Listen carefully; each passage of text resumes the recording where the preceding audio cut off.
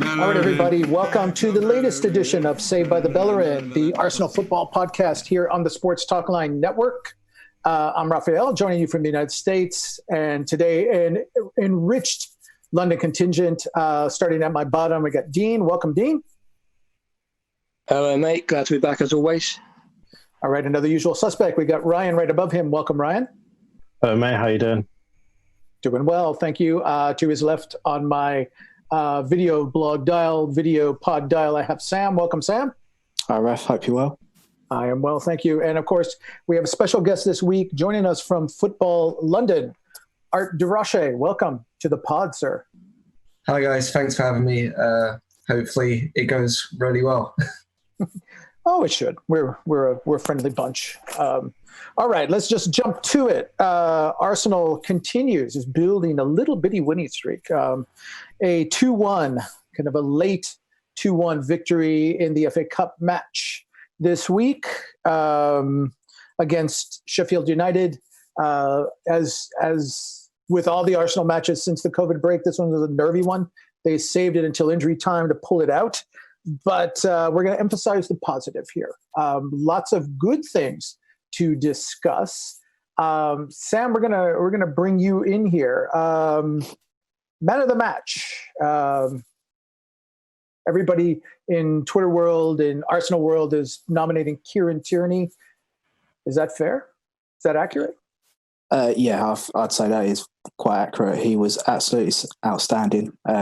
He's been outstanding since we've come back from the COVID break, personally. Him getting up and down the wing, some of the balls that he's putting in, and the intelligence of the balls that he's putting in as well, is absolutely superb. So for me, I think that's a very fair reflection on Kieran Tierney and him being man of the match. And if he continues in that form, I think that he'll be getting quite a few more in the coming days and weeks.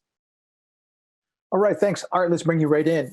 In the previous pod, we were discussing the imbalance in Arsenal's attack. That with Tierney and Saka and Aubameyang, they seem to have found a combination up their left side that was very effective. But we weren't seeing similar production on the right side, and that was to the detriment of Nicola Pepe, who seemed to be on form but wasn't getting the kind of service that Aubameyang was getting on the opposite side. That was a little bit different this week, and one of the reasons, I believe, and maybe you can expand on that, there was a lineup change, and Ainsley Maitland-Niles took the role behind Nicola Pepe. Pre-pod, you were discussing him. Can you expand on your thinking about Ainsley Maitland-Niles, the match, and what this does for his future as an Arsenal player? Yeah, in terms of just the match itself, I thought he did really well in that role as the right wing back, really trying to get the ball, basically supply Pepe to do what he does best, get into those dangerous areas in the final third, which Hector Bellerin just wasn't doing at Southampton. I think Maitland-Niles has proved time and again that he's been Arteta's best option as that wing back that has to do the job of tucking inside a lot more and trying to find the right winger. Obviously, he's spoken openly about wanting to play in midfield, and that hasn't come yet. But I do think that with Cedric coming into the picture now, that could possibly see a chance for him to move into his preferred position. But yeah, I did think he played really well against Sheffield United. Although my man of the match for the game actually went to Nicola Pepe for his overall performance. Really, I thought he was really good and stepped up from his display at Southampton. All right, Ryan, and this gives us the perfect opportunity to segue into some of your videos. You did one the previous week on Cedric and the possible value he could add to that right side attack.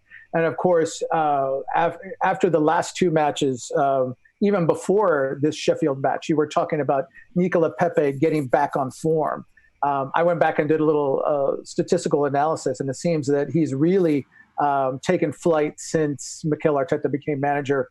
1 goal under Emery, 4 goals in his brief time under the new manager, a lot more assists, a lot more comfortable. Let's talk about this because you profile both of these guys. And we're looking at a right side now, possibly with Cedric, maybe somebody like Niles in the midfield on the wing. And then Pepe. What does that do for Nicola Pepe, who's already playing strongly? Yeah, in the group chat and in the video, I said that Cedric has the ability to push Hector Bellerin out of the side. And statistically, in the season, they both completed in 17-18. Cedric was better in every single category. And that was a bit surprising for me personally because I'm a big fan of Hector. But if Cedric is as good as Arteta said in his press conference today in the final third, we could see Pepe getting a lot more supply down that right side, and we would have two wings that are very, very dangerous on either side. Because if Pepe can cut inside on his left foot, and we've seen it time and time again, he's cut inside and whipped the ball into the top corner. That seems like his kind of trademark. And when we're attacking down the left, he flies into the box on the penalty spot. We saw it against Sheffield United where he missed that chance in the first half. With Cedric going up the wing, it draws the defender out with him. And then Pepe has this big space in the middle of the pitch where the centre-back doesn't really know whether to push him. The centre midfield doesn't know whether to push him or, because then you leave, we have Xhaka on the edge of the box who can ping one. We have Lacazette on the edge of the box who can do damage. So having an attacking right back who's going to push past Pepe is going to do Pepe a lot of good, and I feel like he'll do our striker a lot of good as well. All right. Other areas of the team who are deserving of some attention. We started to give some love to Granit Xhaka last week. Talked about him as the unappreciated midfielder, the guy you don't really love or appreciate until he's gone. And when he was gone with injuries in those first two matches, Arsenal really suffered in the midfield.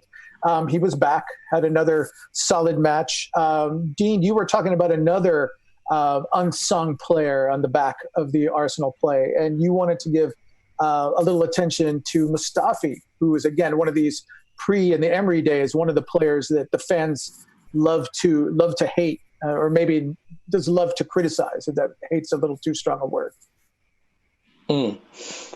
Yeah, I mean, it's been no secret, and it's been no secret on the pod either, that we've kind of said since Arteta came on board that both Xhaka and Mustafi have been, two of the most improved players and, come across with the most progress. And something I think Ryan actually said to me in the group chat during a game, it was either Norwich, not Norwich, it was either, I think it was the Sheffield United game or the game before that, where Southampton, where Ryan said that he wasn't even aware that Mustafi had been playing.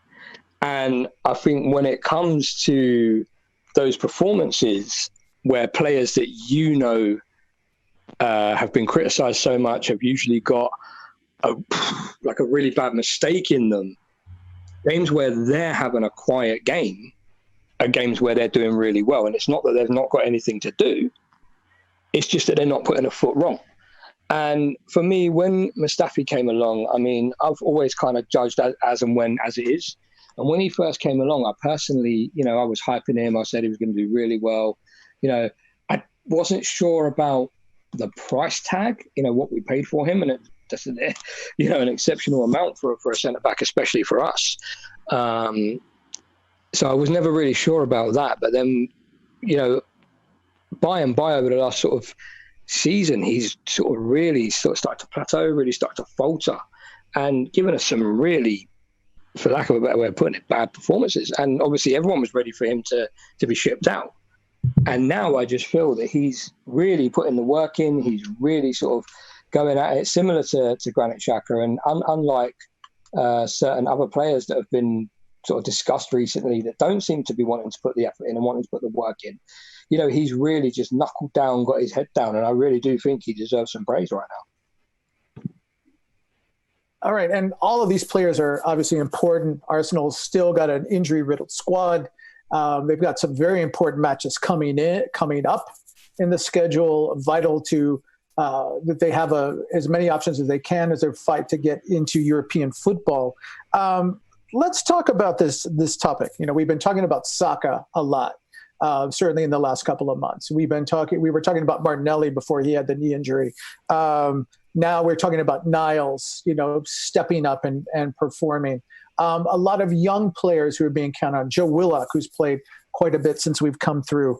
Sam, I'm going to go to you because you published a piece on our website, on the Saved by the Bellerin webpage, looking at this, what should be a good policy of promoting and elevating youth players. But is Arsenal facing a potential problem of a glut of these guys in the near future? That's not something that people talk about when they look at transfers, when they look at direction under Mikel Arteta. Yeah, in the piece I talk a lot about can Arsenal rely on youth, and obviously with the likes of Martinelli, Bukayo Saka, Nelson, Willock, as you've mentioned. Then you've got people like Owusu Tete coming back, Maitland-Niles. You've got Guendouzi, who's 21, Owusu Tete, who's 22. Nelson's going to be turning 21. I think it's in December.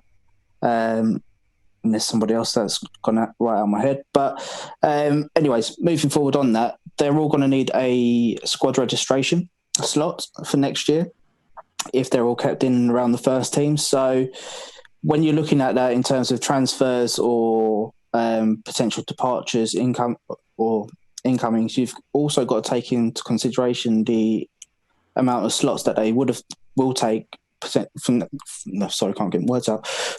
next week onwards, next season even.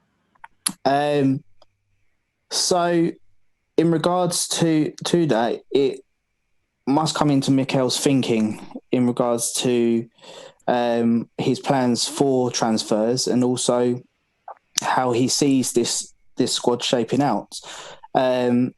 And also in the article, also talk about the youth that's coming through and potentially how the club can move forwards, in my opinion, with the younger generations on how to sustain and improve their development.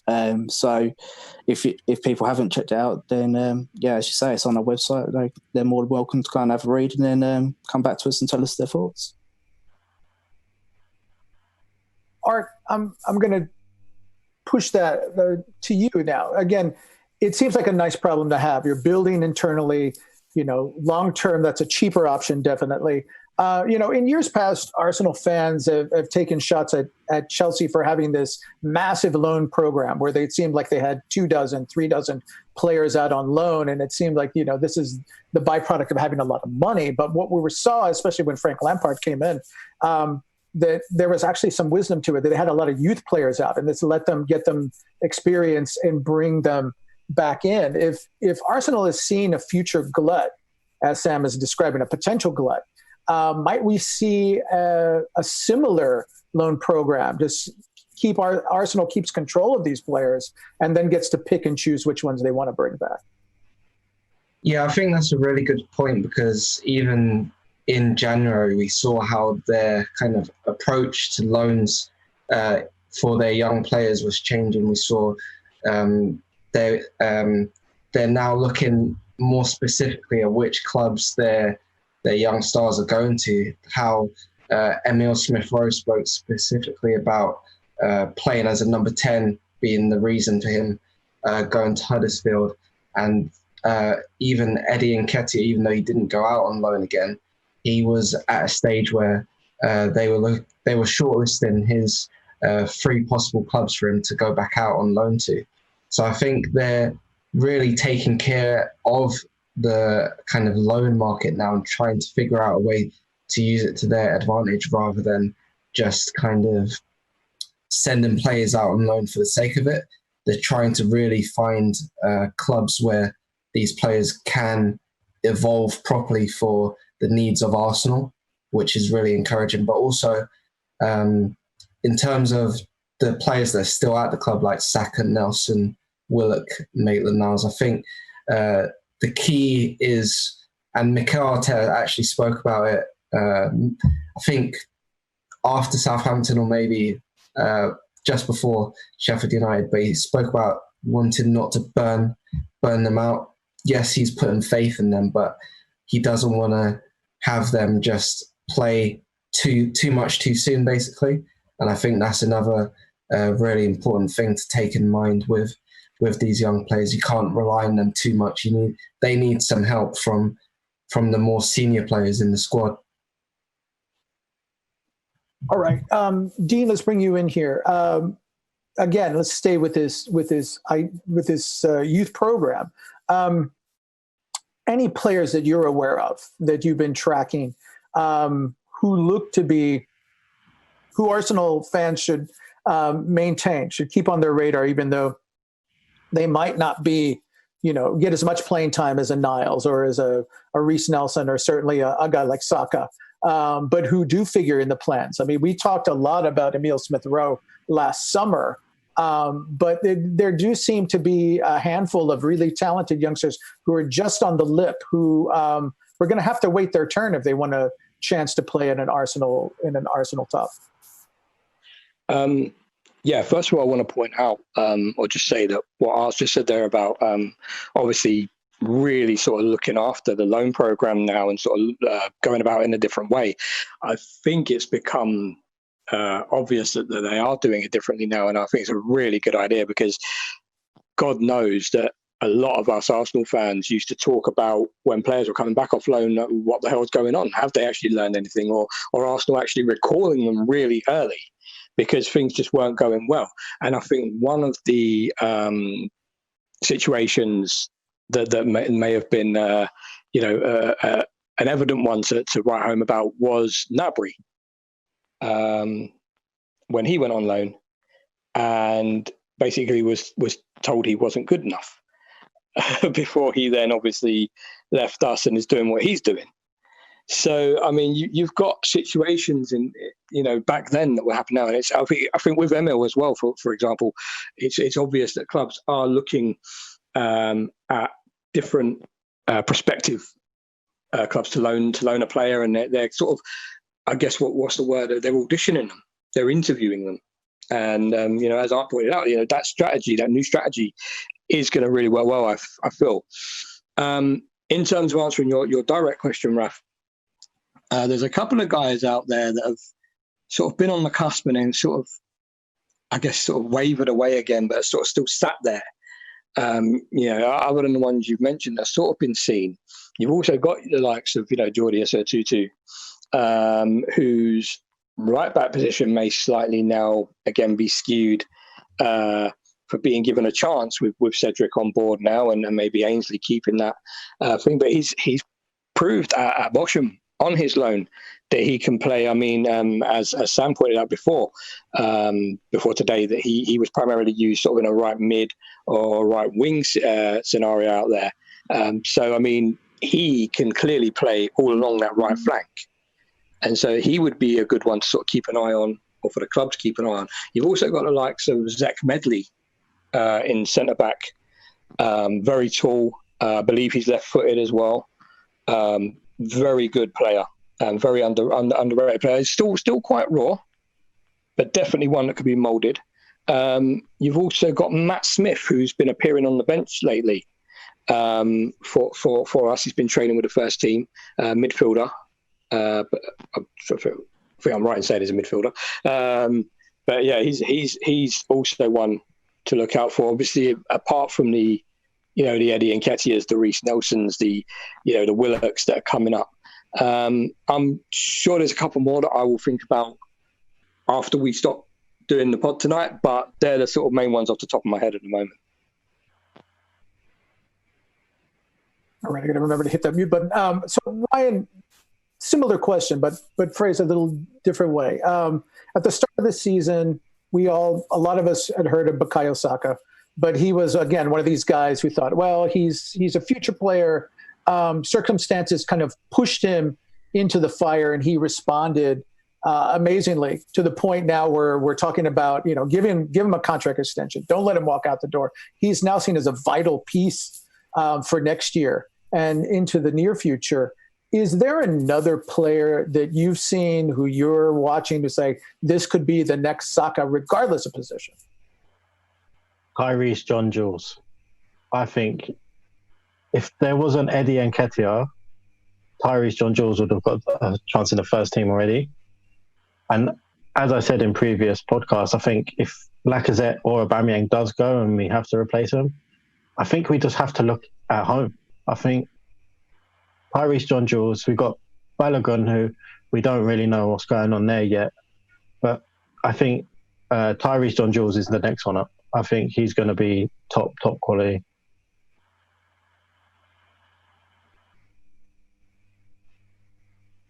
Summer. Let's tackle a topic that we talk about a lot off pod. We talk about it in the group, and that is this narrative that's been hanging around the club, certainly the last 2 summers, that they don't have money. That they're it's funny that summer comes around and it's always discussed that the transfer kitty is going to be £50 million, and that a big name comes up, and it's strange. We talk about this paradox that Arsenal apparently has no money, and yet they've been connected with just dozens of players throughout Europe, and many of whom are not cheap. So, what we've done this week is put a little chart together, and we looked at possible outgoings, and we looked at possible incomings based on names that we've discussed on the pod and off. And we just want to see, are we asking the wrong question? Maybe the question to ask is about net spend. Does Arsenal need to have this massive 100, 200 million pound transfer kitty? I'm going to put some slides up here for us to watch, and bear with me. The technology is kind of around me. Here we go. So these are some potential Arsenal sales that we've discussed. All right. And we're gonna laugh a little bit at some of the valuations on some of these. But I asked the boys on the pod here, what do you think these players could get in if they were sold? And some of these are obviously going to be sold. Mkhitaryan is going to be sold. It's just a matter of for how much. It seems like he's already got 1 foot, or in some cases 2 feet at Roma. The number was brought back was around 10 million. And these are estimates. 10 million pounds. El Neni is definitely not coming back to the club. His price tag is similar. Socrates is probably going out, almost certainly. He and Mustafi. There's a lot of variance there. I think Sam and Ryan had a difference in opinion of how much he could get back. But that's the general range for Mustafi. We'll talk about him in a moment. Lacazette, we've talked about this a lot. Is the club going to sell 1 striker? Might they sell 2? It seems the consensus is they want to sell. If they're going to sell 1, Lacazette is the preferred player to sell, the striker to sell. Guendouzi was not a name we were discussing, but here he is. Circumstances have brought his name out, and obviously he's been linked with a lot of big clubs. So the potential of cashing in, if the club chooses to do that, is very much there with him. He could maybe bring the biggest return of any of the names on this list. Sead Kolasinac could go out. We know there was a big market for him in Germany. He could return there. And then here is Ainsley Maitland-Niles. Again, let's look at this list, but let's look at the sum of these. 151 to 183 million. 151 being the amount if they sold all these players for the lowest valuation that we estimated. That's a lot of money. All right. Before you even touch your own transfer reserve. If you sell them at the maximum that we put out there, as much as 183 million pounds. Art, I'm going to go back to you because you were talking before this about Maitland-Niles. Looking at this list, is there anybody here who you would keep and why? Quite a few, actually. I'd probably, from that list, I'd keep Maitland-Niles, Guendouzi, possibly Mustafi, although with his contract ending in 2021, I would be more inclined to sell this summer. But Guendouzi, Maitland-Niles and Lacazette would be my main ones to keep rather than sell. For Mkhitaryan, El Neni, Socrates and Kolasinac, those are all, for me anyway, they're all kind of no-brainers to move on, really. All right, Sam, let's just go down the line. Looking at this list, is there anybody after these last 2 matches, of these last 4 matches, you think, I'm going to give him a second chance. I don't want to let him go just yet. Maybe I'll keep him. Maybe I'll loan him. Just to point out, with Mkhitaryan, El Tempo in Italy are just saying that Mino Raiola has managed to find an agreement with Arsenal to terminate Mkhitaryan's contract a year early. So going by that, it doesn't appear that there'll be a fee for Mkhitaryan. So yeah, I'm not really too sure what's going on with that at the moment. Just trying to see through Twitter, see what's the deal with that. But either way, that's one off the list, and about 140,000 pounds a week off the books. Yeah. In regards to giving somebody a second chance, you can possibly say Guendouzi, but as we mentioned last week, there are quite a few question marks around his attitude and whether that can be moulded. I would quite like to have Kolasinac still at the club,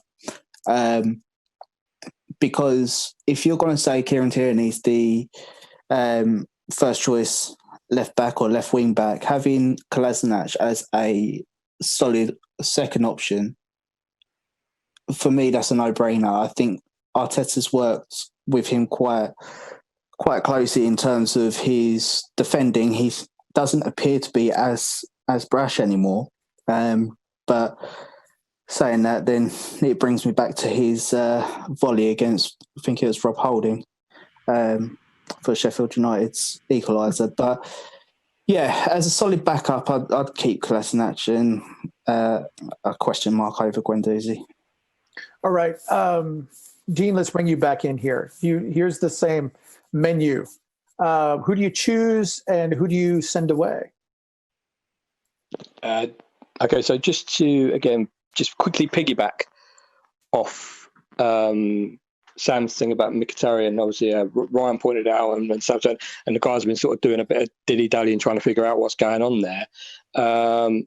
If he would have to pay compensation, I would say we might get something like his wages worth of a year, which is about 1.6.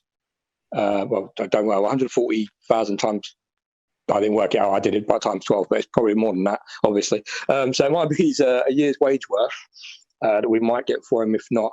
But just to add, Fabrizio Romano has basically clarified that he will be at Roma next year permanently. So, yeah, as Sam was saying, good job, Sam and Ryan, on figuring that stuff out just then. That's one off the books. You guys know I've got a penchant for being very positive about certain players that a lot of Arsenal fans kind of tire of very quickly. Seo is one of those that I was always kind of hyping up. I was always backing him up, similar to Mustafi. This is the thing. I personally have never, for a long time, seen a massive mistake in Kolasinac. He's made the odd fluff, but I don't think he's ever made ones as big as, you could say, Mustafi and David Luiz, for example, against City. I've never really seen him make those. And I think, like Sam, I think if anything, if it saves us trying to get another fullback as backup to Tierney when we've got him as a solid option, we've got more priorities in the market, I'd say to keep him. I'd also, which is probably going to be a very very thingy opinion, controversial opinion, I'd also make a way of saying to keep Mustafi. For me personally, I feel he has shown under the right guidance, under the right attention and teaching, that he can really actually do a bloody good job at the back. And also, I'd say Ainsley Maitland-Niles as well, to be honest. If he can sort of coach that out of himself, that midfield is where he's meant to be, and actually realise he's a bloody good wing back, and if he can bring that to the forefront of his mind and actually focus on that, I think he could be one for a very, very long time. And I also think down the road he'll give Cedric a run for his money there. and Bellerin, obviously. But I kind of see Cedric ousting Bellerin, if I'm honest with you. But yeah, those three are probably the ones I'd say. All right, so I'm not muted. So Ryan, I'm going to bring this back up. Just concerned that I might have muted myself, but I didn't. So I want to bring it back for everybody to see. Now, I want to ask you a similar question, but let me just interject. You know, if the move for Mkhitaryan is simply removing his salary, given now, Dean, you were saying it's estimated about £140,000 per week. Is that accurate? Yeah, it's about that. I think Sam pointed out it was just over 7 million a year saved. Yeah. So there you go. £7 million saved, just so it could be addition by subtraction. We've also discussed a lot, and Ryan, I'll bring you in here, about the fit, because the talk with Roma was that if Mkhitaryan was going there to stay, that Justin Kluivert could be a player who's coming in. But we had a lot of back and forth about whether he was a good fit. He's primarily a winger. Arsenal is very strong at the wing position with a lot of youth players. You don't want to add to that glut. So looking at this, again, similar question: who deserves a second chance, or are you more inclined to just say let's move on, let's start clean? I'm just going to echo what the other lads have said. Really, if we can persuade Maitland-Niles to play as more of a wing back and give him chances in midfield, I think we should keep him, because on his day he's really, really good. And then other than that, I would maybe Guendouzi, if we can coach his attitude out of him, because he does have that air of arrogance and the confidence of a really good player. And I know there's a really good player in there, and we've seen it a few times. Not enough, obviously, but he's still young. And I said this in the group. Arsene Wenger said a player doesn't learn the game properly until he's 23.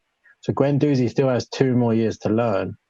So if we can get that out of him, where he's just been an absolute idiot in training and whatnot, if Arteta can get him on point all the time, I'd keep Guendouzi, because I really don't want him to be good elsewhere and have to look at him like we've looked at Gnabry or the Malin, Benacia, all these type of players that we've just let go, and they've got really, really good. So I'm inclined to keep Guendouzi as long as he can sort his attitude out. All right, so that's going to cut the possible return. But again, if you're banking on younger players, that's probably not the worst thing. Let's move forward. Let's look at potential buys. And it's clear, we've talked about this earlier in the pod, they're getting stronger down the wings, but we've said it for weeks, the midfield is probably going to need a reassessment, to be shaken up. Center back is obviously a clear position. These are some of the names that we've been talking about. Now, obviously, the Kluivert value was based on that swap of Mkhitaryan plus 10. I think if this is the case, that his contract has simply been terminated, his name is probably off this list. But the rest of them look like possible targets. Upamecano, Raka, Partey, we've discussed to death. Odsonne Edouard is a possible striker target if Lacazette goes out. Art, we're going to bring you just back in here. You privy to anything about possible targets on this list or off this list? And of this menu, who do you think is the priority player or players to get?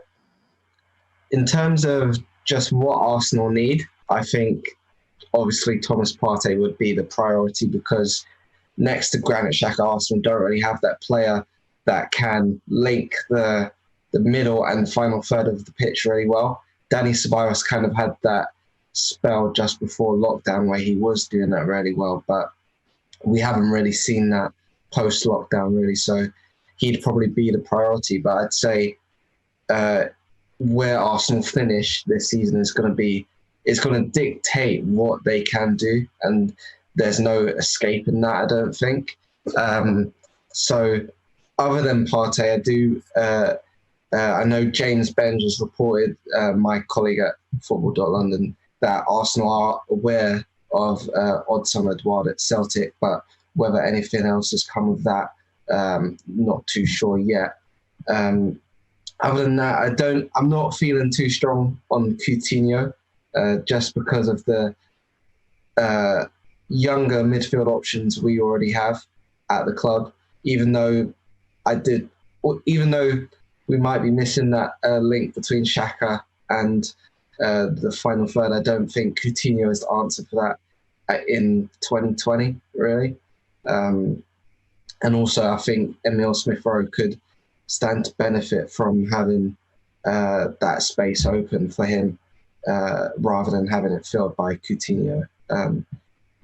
Other than that, I'd say it might sound a bit weak for a club of Arsenal size, but keeping tabs on the clubs that could get relegated from the Premier League might be a decent thing to do for Mikel Arteta.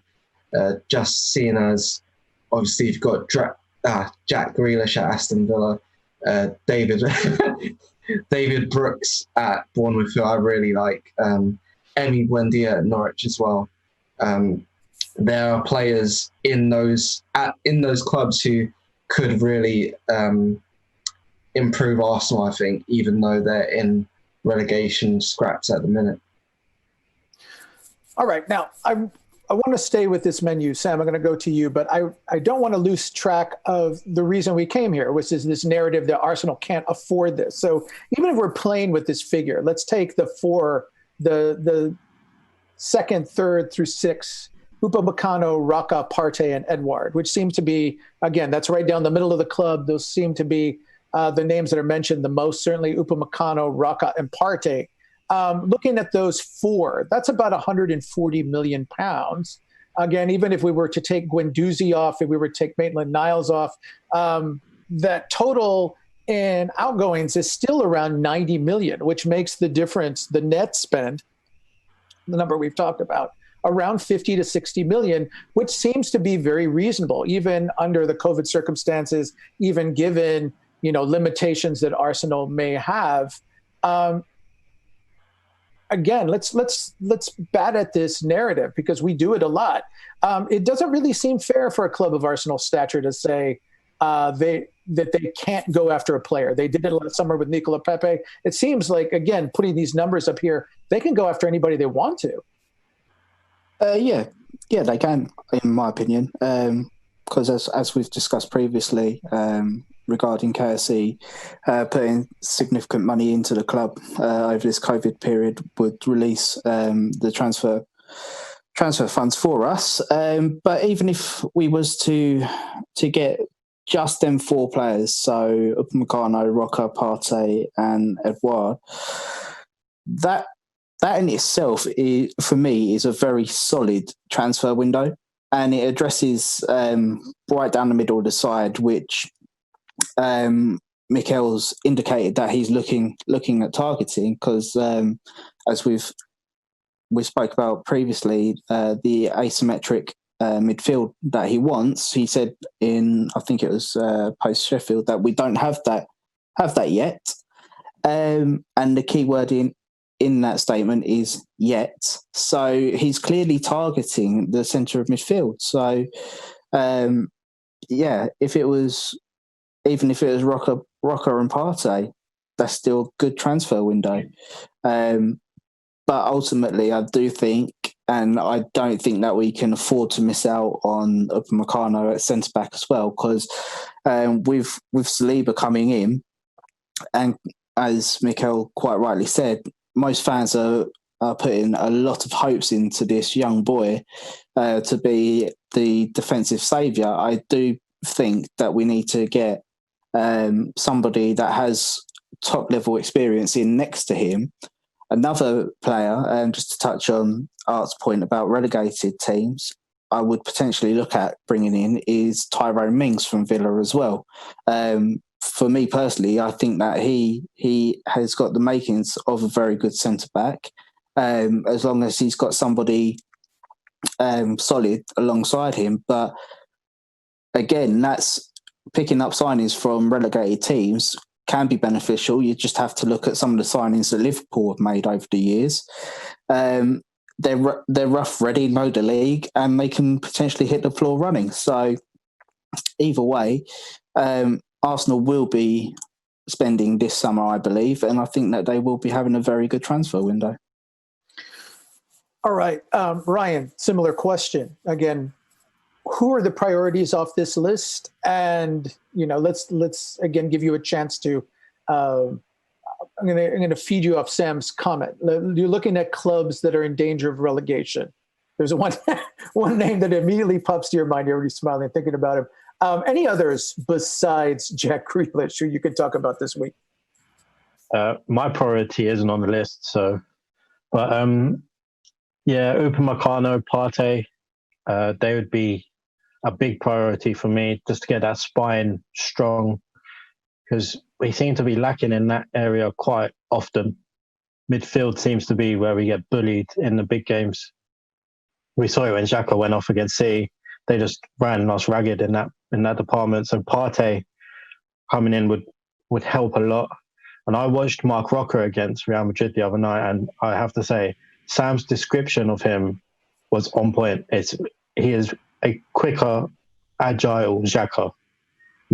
It's exactly the same playing style. So I would be tempted to pick him up. And from the relegated teams, it's pretty hard for me to say anyone else other than Jack Grealish, because I've been a massive, massive advocate of him since December, January. I've wanted him since then. But I mentioned at the weekend Todd Cantwell as well. I think he could be a decent acquisition.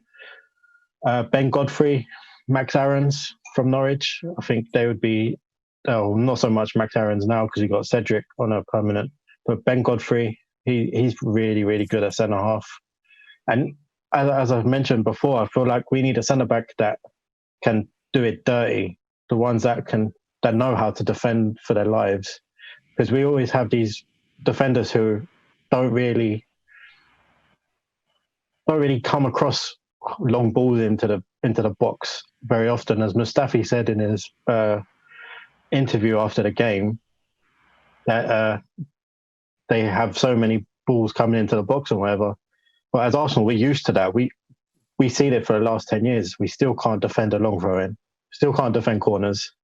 So we need defenders who are playing like Sam said, Tyrone Mings as well. These defenders defend for their lives quite often. They're always under the cosh. They're always under pressure. And if they can be taught how to play on the ball, I feel like they would be astute signings. All right, so I've taken the lists away. But Dean, I want to go to you. Let's pivot to the transfer market. I mean, we've talked about these players, and people have seen these players, they've heard of these players, but other clubs have too. And we were talking immediately before the pod, rumors now of Chelsea perhaps having an interest in Upamecano. Can you comment on that, or any other rumors that are prevalent out there in the last 2 or 3 days concerning Arsenal, just say players of interest?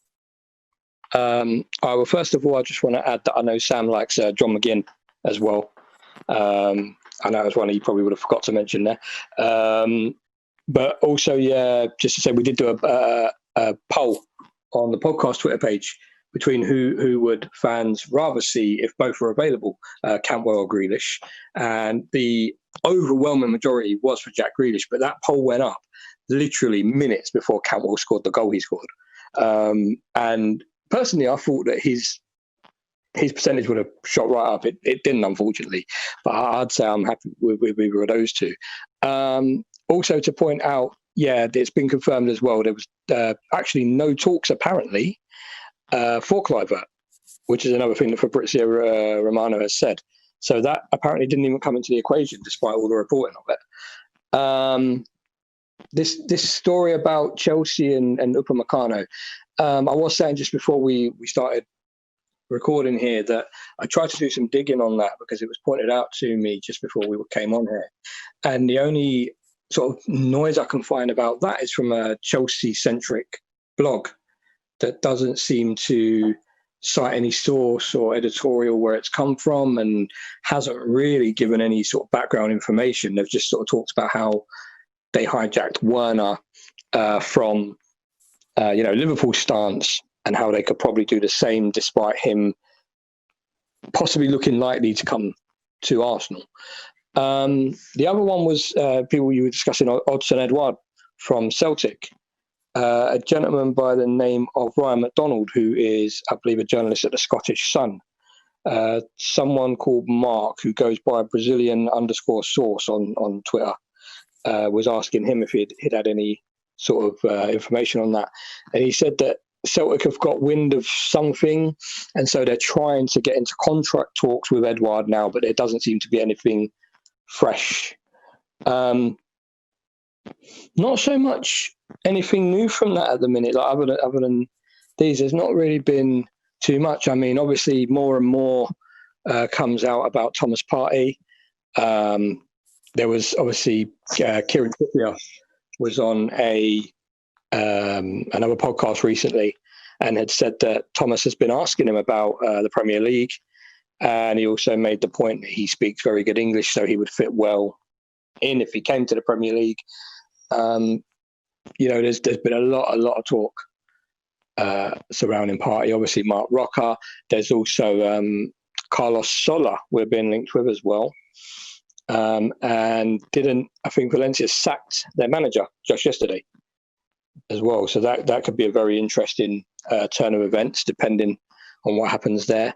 And also, I'm not sure of his first name, but it's Bardi from the Vente, who plays further up in the midfield and on the wing. So it's sort of being discussed that he could be a kind of, I don't want to say cheaper alternative, but an alternative to that sort of attacking area.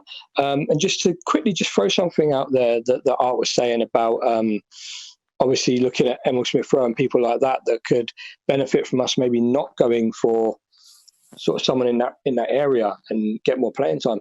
Arteta did, he was asked about the midfield recently and whether the midfield needed to push more for their goal/assist tally and fight for that more. And he said, yeah. But he also made an interesting comment, comment I found interesting, which is that he said, especially if we're going to play with two attacking mids, which I found that because you don't generally play with two attacking mids in a 4-3-3, obviously not with a 4-2-3-1. But Sam had made mention a couple of weeks ago that he feels we might be trying a formation that would incorporate two attacking mids.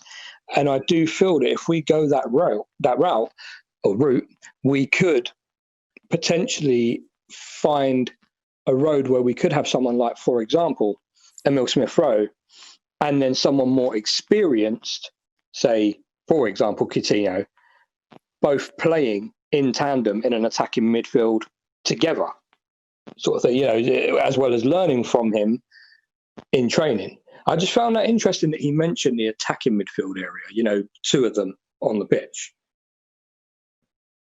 Okay. Ryan, before we leave this, I got to bring up, because I can't let this go. We were talking about Weghorst, the 6'6" striker from Holland who was connected to Arsenal yesterday, and you had a very kind of tart and succinct assessment of him. I think I want you to share it with our pod audience. Basically said at the start, I don't want Mertesacker playing up front for us. And then you asked me why, and I said, we've been linked with Weghorst from Wolfsburg, and he's 6'6" and slower than the internet dial-up. Yeah, he's just not someone I would be very impressed with. So in the likelihood, you would say not likely at all, or just impossible? This is just a bad rumor. I'm not sure. It could be a bad rumor. I hope it's a bad rumor, because I'd be very disappointed if he was an Aubameyang replacement. Okay. All right. So, Art, I'm going to give you you get the final word on this in case if there are any other transfer tidbits that you can share with us or with the audience that you've come across at Football London. Well, just kind of going back to a player Ryan mentioned earlier, actually, in terms of Tyrese John-Jules, it's not anything about him leaving or anything. It's just that with the whole Flo Balogun situation, how that's kind of panned out, I think throughout the season and Mikel Arteta's time in charge specifically, you've kind of seen the pecking order he's had his strikers in terms of Lacazette, Nketiah, who's now above Lacazette kind of, I think everyone would kind of agree with that. And then John Jules has been the player that's been behind Nketiah. He was on the bench for Freddie Ljungberg against Standard Liège. He was on the bench against Chelsea in the Premier League. And I actually managed to ask Arteta after John Jules was on the bench against Leeds if he was actually going to bring him on. And he said he was this close. If I could find the video, I'll try and find it. Yeah, I think he's been really impressed with what Tyrese John Jules has shown him in training in terms of the fact he's got a bit more variety in his play than Balogun has. Balogun's very much a striker, whereas John Jules links play a bit more and can play a bit deeper. And I think Arteta really likes that, and that could be a reason why the path for Balogun is a bit clogged up and why he would make the decision to leave if that does become the case, even though Arteta did say earlier today that he was hoping that Arsenal do keep Balogun. That's kind of the way I've seen it pan out over the course of the season. All right. So moving on, we're going back to the Prem now after a detour to the FA Cup, and that victory earned Arsenal a game in Wembley, I believe it's July 19th, against Manchester City. We'll talk about that a little bit more as that comes closer. Next match, though, is tomorrow. First home match after the COVID break. Arsenal is going to host Norwich City. Norwich is in the relegation zone. Sam, I'm going to start with you. What do you look for tomorrow as far as rotation, approach to the match? I think that we could see a slight rotation in the playing squad. As obviously Arteta spoke, I think he spoke today in regards to giving the players as much recovery time as possible. So there may be a slight bit of rotation. I think that we do need to go quite strong against Norwich, obviously to continue to build the momentum, but also you've got to take into consideration they're quite a dogged side and they're a very tricky side, because if they turn up on their day, we've seen them beat good sides, top sides, and they can spring a few surprises. So,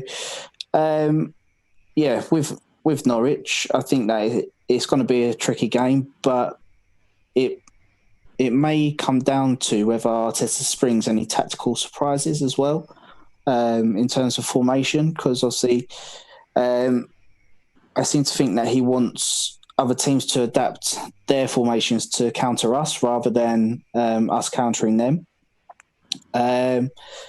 So yeah, I think that it could be another win for us, but it'll be a hard-fought game, I think. All right, Dean, going to you now. Sam's right. They've beaten City at home early in the season. They gave Manchester United a really tough battle in the FA Cup, took them to the end of extra time before they conceded the losing goal to Harry Maguire.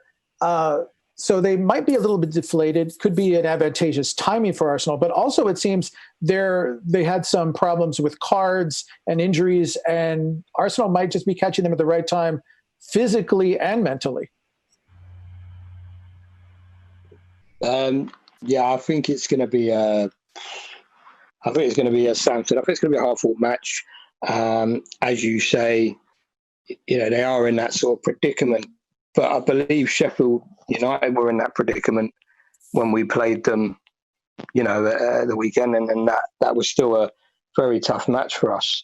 I mean, they sit they're probably the bottom of the table. I mean, there's how many games left? There's obviously 7 games left. I mean, they could still get out, so they're going to be fighting. They're going to be fighting. They're going to be busting a gut. And as we've generally found, COVID aside, at the end of a football season, if you get a run of games or even one game against a relegation scrapping team, you're in for a fight of your life. Sometimes they can be tougher than one of the top 4, top 6. But I mean, you've got a valid point with them. Anyone on a sort of card. I don't think people I don't know. I don't know if too many players are worried too much currently about card top-ups. I mean, at Norwich, they may be because of their situation, but just in general. But you've got injuries there, you've got things. But I don't think any of that matters right now, Raf, to be honest with you, though. I really don't. As we said for us and for Arteta, given our situation, every game's a cup final, and you play the best team you've got and just put it out there. And I do think other teams, especially these relegation fighting ones, are going to be thinking the same way. Does the situation benefit us when we've got players back? Yes. On paper, we're typically supposed to be the better side, the stronger side. I'm actually quite looking forward to it. Last week I wasn't, but since Southampton, since Sheffield United, I'm back to being, very positive and very energetic. I do think we'll get the win. I don't think it'll be an easy one, and I feel that the winner may come sort of late on in the game again, just like the game on Sunday did. All right, Ryan, let's start moving towards predictions here and looking at the last two matches. In the Southampton match, we said, the left side seemed to sort itself out. In the Sheffield United match, it seemed like Pepe and part of the right side seemed to sort itself out. So Arsenal is building an attack. Is this one of those, where we've been talking about they've had scrappy games, and all of them have been scrappy games, whether they win or they've lost? Might Arteta have them at the point now where they could make a jump in quality? I mean, because as Dean said, Norwich is in the fight for its life, but so is Arsenal. They're fighting to get into Europe. They're not in Europe yet. They're still in 9th place. Yeah. I think you could be right. I think it's time Arsenal actually slap someone and not hobbled over the line in a game. I said on the last episode that I thought Arsenal were going to absolutely rock Sheffield United, and it didn't happen. But I think tomorrow we're going to see a very attacking lineup, because from what I've seen, Norwich only press with one striker and then the rest of them drop back. So we don't really need 5 at the back for that. So if we just play 2 centre-backs and 2 full-backs, 2 wingers, I think we could see a good performance. And as you mentioned, Norwich have, from what I saw on Sunday, they had 2 centre-backs injured, and then Klose got sent off in the United game. So if they're still injured and he's suspended, they would have to play their central defensive midfielder, a centre-back, which is Tete, which could also open up a bit more space. I do think we're going to need Mesut Ozil in this game. As much as he's past his best, as we all know, and he's still our best creative player. And if whatever is going on, I think he just needs to play, because to the detriment of the side, we're not creating enough chances to play in Europe. With the goals we've scored aren't really goals we've worked for. They've been given to us, if you'd like. They've been counterattacks that aren't Arsenal counterattacks, if you like. And I can see us, if Aubameyang plays, obviously he's going to play, and Nketiah, Pepe up front, I can see this being a 4-5-0. I'm that confident. All right, so Art, you get to weigh in. This is your 2 cents. You talked about wanting to keep Maitland-Niles, and we talked about his value in the last match. Are you expecting to see him? Might we see Cedric back in the lineup for the first time? What kind of shape, what kind of team do you expect, and what's your prediction for the match? Yes, I think Arteta might stay with the back 3, actually. And I think this is really the perfect time to give Cedric his debut, to be honest. I know the fans aren't going to be there, but at the Emirates, it's going to be much easier than it is, say, against Wolves away. I think especially after his comments about him being the best decision maker in the final third, and on top of that being a very, very technically gifted player, I personally am very interested to see what he can add to the side as the right back or right wing back. with that being said, I do think the door is still open for someone to be Granit Xhaka's midfield partner.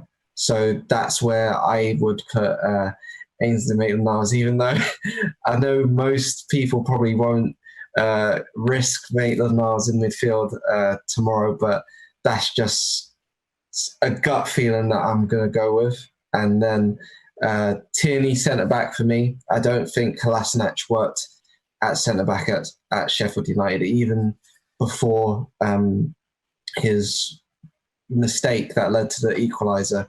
I just didn't think it was a great fit.